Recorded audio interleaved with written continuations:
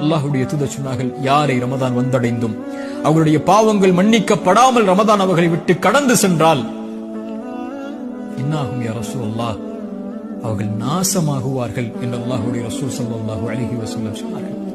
இந்த ரமதான் அல்லாஹ்வுடைய அருளை பெறுவதற்கான மாதம், ரமதான் தொழுகைக்கான மாதம், ரமதான் குர்ஆனுக்கான மாதம், ரமதான் நோன்பிற்கான மாதம். யா பாகியல் கைரி அக்பில், நன்மைகள் விரைபவர்களை முன்னேறுங்கள் என்று அழைப்பு கொடுக்கப்படும்.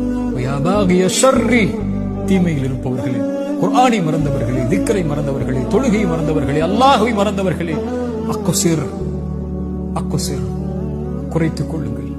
வலில்லாஹி உத்தகாஉ மினன் நார், நரகத்திலிருந்து இந்த ரமதானில் விடுதலையாக கூடியவர்கள் இருக்கிறார்கள்.